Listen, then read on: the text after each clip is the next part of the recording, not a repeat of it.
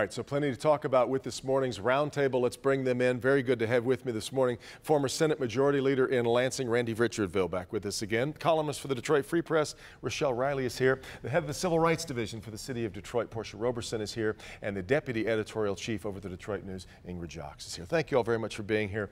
And as the head of the Civil Rights Group for the City Office for the City of Detroit, Portia, let me start with you and just give me your reflections on what we've watched this past week. It's been a horrible week. I mean, there's no way around it. You know, I don't think anybody who has mourned the loss of the two individuals that were killed at the hands of police officers does not also mourn what happened in Dallas. You know, nobody's advocating for that. Nobody wants that kind of violence. And so, you know, I've seen a lot of social media posts about one or the other. And, you know, my challenge is that we can do both. We can do both. We can ask for better regulations around officers and how they interact with the people that they serve. And we certainly can, you know, say to people that this crime against Dallas police officers, against police officers across this country, is unacceptable. Yeah. Rochelle, you and I both spent a lot of time in Dallas, but that part of it, the personal connections that people have to that, or whether it's Baton Rouge or many, all that really doesn't matter. I guess in the end, what is it that we're just not getting right yet that we keep watching these kinds of inexplicable bursts of violence happen? I think part of it is we have not made it real. I think that what happened with Diamond Reynolds is she actually made that real, where you watched for the first time someone mourning someone as they're dying and showing it to the world. It was an extraordinary moment, wasn't it? You know, I don't know that I would have had the presence of mind to let people know, look at what's going on. But I think the other thing is we are too busy competing. This is not a competition between cops and civilians. This is not a competition between, you know, who's right and who's wrong. If you have people on both sides who are wrong, we have to fix it, because what we can't do is let this escalate and we lose this huge opportunity to, for the first time, have the right conversation about race and justice and all of the things that we ought to be doing. Yeah. Ingrid, between that and then on the other hand, we've got, of course, ISIS still targeting all of us and any of us at any given time. This really feels, this has got this weird end of days kind of calamitous feel to it right now. Sure, you almost don't know what you're going to wake up to hearing every morning, and that's really disconcerting. But I mean, I agree with what you've all said about how, I mean, it's just heartbreaking what we've seen in all these instances. And but I think it's also good to put it in perspective that, of course, Rochelle, you mentioned how when you're actually seeing these things as they happen, like with you know, the Facebook posts, you're sort of in the car with them, and I mean, I still feel kind of sick to my stomach from watching that. But I think if you look at the numbers of how many deaths by police shootings in each year, it's stayed consistent. Last year it's about 1,000 a year. 1,000, yeah. And that's a lot. I mean, it's at least about 3 a day. We're on target for that this year. So this isn't a new problem, and I think it raises broader concerns about how to go from here. The media piece of this, the technology piece of this, Randy, is what I thought would help bring about a change. All of these police officers understand that they're being videotaped. There's cameras everywhere, even if it's not the dash cam in your car. It's a security camera somewhere. It's somebody standing there with a phone. I guess I expected it to see change behavior, at least over the worry of somebody watching what you're doing. Well, you would think so. I mean, it seems common sense, kind of like taking a drug test and you did drugs the night before and you knew you were going to do a drug test. I mean, why would you do it? It doesn't make any sense. Right. And these things, you know, I think one of the things that disturbs me the most is that we group everybody based on what happened in an individual incident. And by that I mean, we talk about blacks or African Americans that are being shot. We talk about cops that are white or Caucasian that are doing the shooting. You know, you and I, we don't have anything to do with that. We continually put everybody in the same group when it's really, you talk about 1,000, that's a lot, but we have 300 million people in this country. And so percentage-wise, it's real small. And yet the news, we see these stories over and over, and as if it's happening every place with everyone. A majority of the people, I don't think, are clapping or cheering for this kind of action, obviously. So I just don't know how to change it, because somehow it's individual versus groups, and it needs to be in the home. Racism isn't something that's learned, or isn't something that you're born with. It's something that's learned. What are we doing to make that grow? We have to somehow take a look at ourselves, I think, individually, and see if there's a way to make changes. And Portia, it's interesting. I mean, it is. We tend to let the exceptions be the rule and make the rule, and yet, God, aren't we all tired of watching black men die at the hands of police officers?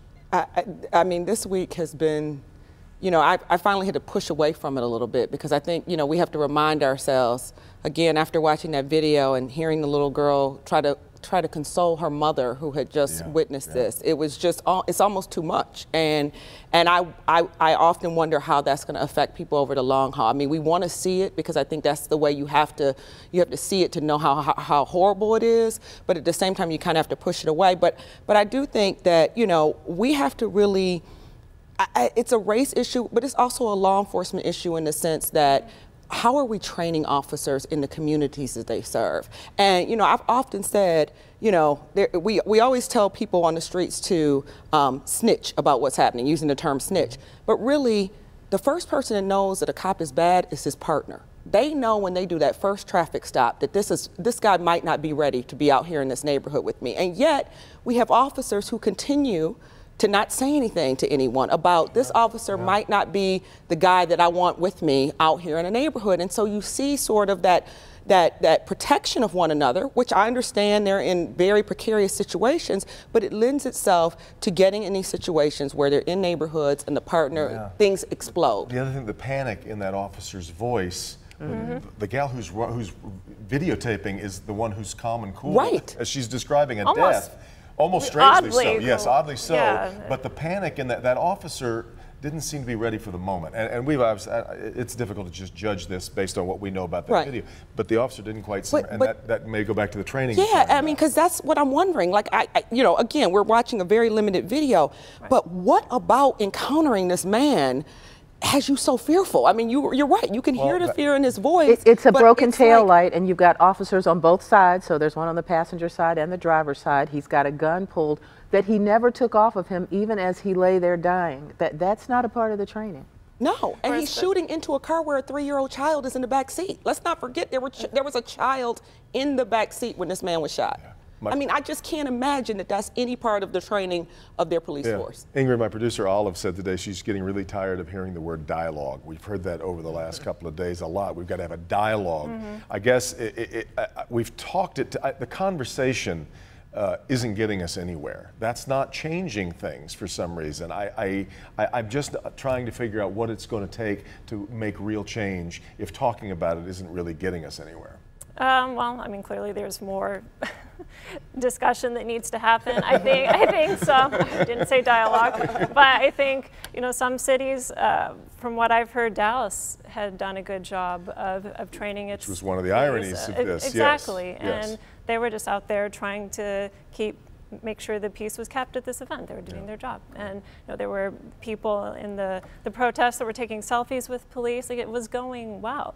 And I think our chief here in Detroit, James Craig, has tried to implement similar community policing elements. Talked about earlier. And it's interesting, Randy, these officers died protecting the rights of those protesters to protest against police, which is interesting too. But let's make the turn now as we look at leadership and questions about who in this very difficult time should be leading us. Race has had an interesting thread through this campaign already. Where does that leave us as we head toward November? You're talking about the presidential campaign? Yes, sir. That's where I'm making the turn. Well, you know, I'm a big Don Trump supporter. I've met him, been to his home, talked to him. I think he's a leader. He's a successful businessman. He's got a successful family. He's done things in the entertainment world as well. I mean, there are very few people. He's the kind of guy you write a book and say, this is why you want to be an American, because you can live this kind of life if you want. And now he wants to stand up and lead the country. I think what's going to be really important is these next two conventions. I was in Cleveland to watch the Tigers the other day and saw that they were preparing for that. I think what happens at that convention, what happens at the Democrat convention, will set the new tone. You know, we had 16, 17 people on the Republican side running, narrowed it all down to one. Very, very anti-incumbent, anti-establishment feelings in the country and especially in the Republican Party right now, and that's why you got Trump a has Donald thrown Trump. out some real lightning rod comments regarding race. You don't feel you feel comfortable with him leading us through that conversation? Yeah, you know, this political correctness is something that's driven me crazy for a number of years, where you have to say everything right, and if you say something out, take something out of context, it can be thrown at you. I think we're way too politically sensitive to just saying things that we would normally say, but not in. There's a difference between. I don't know. Hey, look, I know. It's like you lady. Just kidding. Let's just start kidding. with Rochelle. Let's let you start. I don't know if the term political correctness covers the wall. When I hear you say he wrote a book about how to be an American, when he wants so many people to not be American. I mean, he's an immigrant who doesn't want other immigrants to have the same opportunity he did. That's something he has to deal with. But I can't imagine Donald Trump with the types of things, who doesn't have a filter, either having conversations with Black Lives Matter leaders or Russian leaders without saying something that could lead to more than what he's capable of handling. I didn't know you were a Trump supporter until this moment. I'm looking at you with a whole new set of You and I both. I've got two You choices. and I both. Got two choices. Go ahead. Well, I Percy, get jump that. in. I really, I'm speechless. When Randy said he's a big Trump supporter, I'm shocked. I thought he was joking at first. I did No, too, he's because I didn't really- know that they You've really added existed. the adjective big since the last time I talked to you. You seem to have it was an interesting journey for you arriving at big Trump supporter. Between August and November, we have a couple of choices to make, and once you make those choices, they got to be big decisions. So I'm totally on board. Which is now. why it's going to be terribly interesting to watch what the Detroit News does when it comes time to make their choice. That's true, and we're a ways out from that.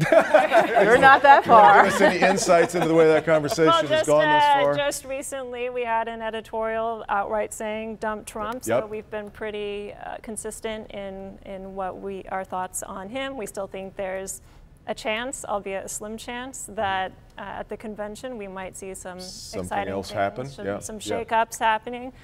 But I mean, I think Trump, just this last week, he had a perfect opportunity to come down really hard on Hillary Clinton after some of these scathing reports came out on her character, her truthfulness. No indictment, but still plenty there. Right, but plenty Plenty of there. trouble, yes. Yeah, I mean, when the FBI director is calling you extremely careless, that's huge. But Trump started out staying on message, but then he very quickly just goes nuts with these weird comments about Saddam Hussein being good at killing terrorists. What was that? I mean, then that dominated the conversation. I'm fairly certain we could fill 3 more hours this morning with all that's going on, but I got to leave it there. Thanks, gang, very much for being here. Some final thoughts coming up. We continue on Flashpoint right after this.